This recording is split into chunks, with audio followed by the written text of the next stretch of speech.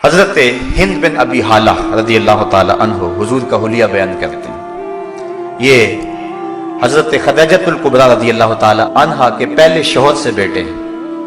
وہ فرماتے ہیں کان رسول اللہ صلی اللہ علیہ وسلم فخمن مفخمن یتلالع وجہہ تلالع القمر لیلۃ البدر۔ حضور باوقار روبدار تھے اور چہرہ اس طرح تھا جس طرح 14ویں رات کا چمکتا ہوا چاند ہوتا ہے۔ آؤ حضور کا حلیہ تمہیں ایک دیہاتی عورت سے حضور کا حلیہ سناؤں۔ آپ جانتے ہیں ہجرت کی رات حضور جب مکہ المکرمہ سے مدینہ رسول جا رہے تھے تو راستے کے اندر بھوک کی شدت کا احساس ہوا۔ ایک دیہاتی عورت کا خیمہ آیا، نام تھا اس کا ام معبد رضی اللہ تعالی عنہ۔ تو اللہ تعالیٰ نے بعد میں انہیں ایمان بھی نصیب کیا۔ تو ام معبد کی کٹھیا کے قریب حضور کھڑے ہوئے اور انہیں کہا کہ ہمیں بھوک لگی ہے، تمہارے پاس کچھ ہے تو ہمیں پیش کرو۔ اس نے کہا کہ میں ایک عرب خاتون ہوں، مہمانوں کی خدمت کر کے کل بھی ہمیں مسرت ہوتی ہے، لیکن اس وقت اتفاق ایسا ہے کہ ہمارے پاس آپ کو پیش کرنے کے لیے کچھ بھی نہیں ہے۔ حضور علیہ السلام نے فرمایا کہ وہ جو تمہاری بکری بندھی ہوئی ہے اگر کہو تو اس کا دودھ دھو لے۔ اس نے کہا کہ یہ تو ریوڑ کے ساتھ چل کر جانے کے قابل بھی نہیں ہے، اس کی ہڈیوں میں گودا بھی نہیں ہے، چلنے کے قابل بھی نہیں ہے، دودھ کہاں سے آئے گا؟ حضور علیہ السلام نے فرمایا اگر تم اجازت دو تو ہم اس سے دودھ دھو لیں۔ اس نے ہنس کے کہا مجھے کیا اعتراض ہو سکتا ہے، اگر یہ دودھ دیتی ہے تو مجھے کیا اعتراض ہو سکتا ہے۔ حضرت ابو بکر صدیق رضی اللہ تعالیٰ عنہ نے وہ بکری کھولی، حضور کے سامنے کھڑا کیا، آپ نے اپنا دستے کرم اس بکری کی پشت پہ پھیر دیا، بکری نے اپنی ٹانگیں چوڑی کر دی اور اس کی کھیری میں دودھ اتر آیا۔ آقا کریم نے دھونا شروع کر دیا۔ ام معبد جو برتن پیش کیا وہ بھر گیا، کہا اور برتن لاؤ، وہ برتن لائی وہ بھی بھر گیا، گھر کے جتنے برتن تھے دودھ سے بھر گئے۔ لگتا تھا اللہ نے اس بکری کے تھنوں کا تعلق حوض کوثر کی نہروں سے جوڑ دیا۔ حضور نے خود بھی پیا، حضرت سیدنا صدیق اکبر نے بھی پیا اور ام معبد نے بھی پیا، اس کا ایک بچہ گھر تھا اس نے بھی پیا۔ حضور نے دعا دی اور چلے گئے۔ ام معبد کو اس خوشی کے عالم میں حضور کا نام پوچھنا یاد نہ رہا۔ جب شام کو ابو معبد ام معبد کا شوہر بکریوں کا ریوڑ لے کر واپس آیا تو اپنی کچی کلی پہ نور برستا دیکھا۔ ایک بار وہ جدھر سے گزرے ہیں نصیر، 1000 بار ادھر سے بہار گزری۔ اور اگر اسی بات کو نشور وحدی کا لہجہ دوں تو اس نے حد کر دی۔ چند لمحوں کے لیے ٹھہرے تھے تم جس پیڑ کے نیچے، چند لمحوں کے لیے ٹھہرے تھے تم جس پیڑ کے نیچے، سنا ہے آج تک اس پیڑ کا سایہ مہکتا ہے۔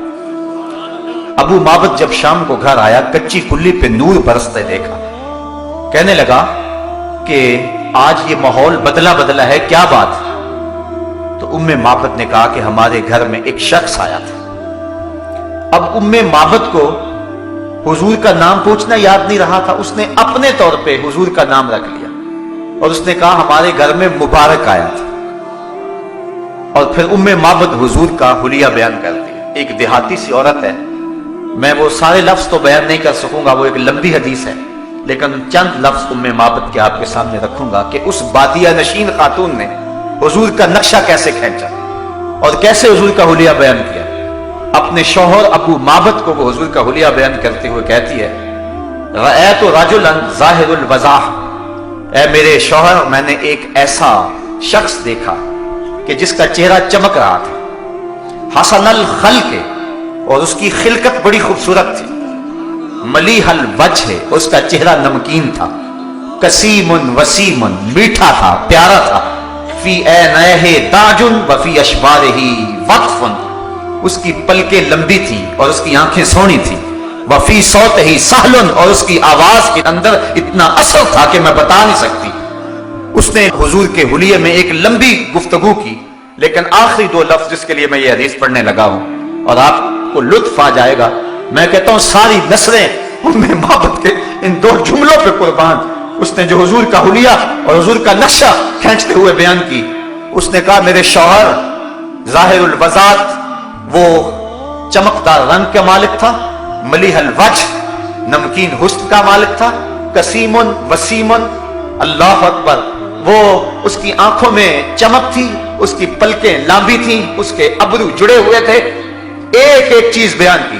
اور آخر میں ام معبد نے جو حضور کے نقشے को अपने शौहर अबू माबद के सामने रखा। वो लफ्ज सुनिए, उसने कहा अबहन्ना से व अजमलहुम मिन बईदिन व अहलाहुम व अहसनुहुम मिन करीबिन। ऐ अबू माबद, क्या पूछता है कि वो मुबारक कैसा है? तुझे दो लफ्जों में उसका नक्शा ना बताऊं कि वो कैसा था? कहा अबू माबद, जब वो दूर से आ रहा था तो बड़ा सोना लगता था, जब करीब आ गया तो और सोना लगता था।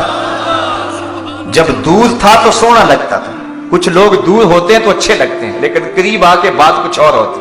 वो क्या? किसी ने कहा उसके लहजे में यूं तो बर्फ थी, लेकिन जो छू के देखा तो हाथ जल गए। तो किसी का लहजा बड़ा बर्फ वाला होता है, लेकिन जब करीब हो तो पता चलता है कि तो बंदा ही अच्छा नहीं है। उम्मे माबद ने इसमें हुजूर की सूरत भी बयान की, हुजूर की सीरत भी बयान की, हुजूर के किरदार को भी बयान किया, और इन लफ्जों को बार बार सुनिए और लुत्फ लीजिए। उसने कहा अबू माबद, मैं क्या बताऊं कि वो मुबारक कैसा था। अबहन्ना से व अजमलहुम मिन बईदिन व अहलाहुम व अहसनुहुम मिन करीबिन। जब दूर से आता था तो सोना लगता था, करीब आ गया तो और सोना लगता था। अल्लाह। मुख चंद बदर शाशानी है, मथे चमक दी लाट नूरानी है, काली जुल्फ ते अख मस्तानी है, मुखमूर अखी हैं मद भरियां। कहा जब दूर था तो सोना लगता था, करीब आ गया तो और सोना लगता था। इतना हंसी था। अब रोजाना उम्मे माबद के घर में तज़किरा ही हुजूर का होता है। शाम को जब अबू माबद बकरियों का रेवड़ लेकर के आता है तो उम्मे माबद खाना लेके आती है। तो अबू माबद कहता है खाना बाद में खाएंगे, पहले मुबारक की बातें सुनाओ। और रोजाना वो हुजूर का तज़किरा छेड़ लेते कि मुबारक ने यूं बकरी के ऊपर हाथ फेरा और यूं उसने अपनी टांगें चौड़ी कर ली, और साथ वो बच्चा जो उसने भी हुजूर को देखा हुआ था वो भी कभी कभी कहता है अम्मा वो मुबारक ने कैसे हाथ फेरा था, हमारे सारे बर्तन कैसे भर गए थे, वो कैसे बोलता था, उसके साथ वाला कैसा अदब करता था उसका। रोजाना उनके घर में शाम को हुजूर का तज़किरा होता है। अगर इसको सादे लहजे में कह लें तो यूं कह सकते हैं कि उम्मे माबद के घर में रोजाना शाम को महफिल मिलाद होती है। रोजाना जब वो रेवड़ लेकर के आता है और उम्मे माबद खाना पेश करती है, वो कहता खाना बाद में खाएंगे, पहले मुबारक की बातें सुनाएं। ये असल गजा बन गई उनकी। एक दिन करीब बस्ती से सौदा सलफ लेने के लिए उम्मे माबद अपने बच्चे के साथ गई, लेकिन वहां से सौदा न मिला तो आगे चली गई और शहर मदीना में पहुंच गई। उसे नहीं पता था कि मुबारक यहां आया हुआ है। वहां पहुंची, सौदा खरीद रही है, अचानक बाजार से हजरत अबू बकर सिद्दीक रज़ी अल्लाह ताला अन्हु गुजरे। उम्मे माबद की नजर तो ना पड़ी, लेकिन बच्चे की नजर पड़ गई। फसाहत तिफ़्ल या उम्माहु हाज़ा साहिबुल मुबारक। उस बच्चे ने चीखना शुरू कर दिया, कहा अम्मी वो मुबारक के साथ जो साथी था वो जा रहा है, वो जो मुबारक के साथ उस दिन बंदा था वो जा रहा है। उम्मे माबद दौड़ करके हज़रत अबू बकर सिद्दीक के पास जा खड़ी हो गई और कहा ऐन अल मुबारक, मुबारक कहां है? मुबारक है, तुम तो मिल गए हो, मुबारक का भी पता बताओ, वो कहां है?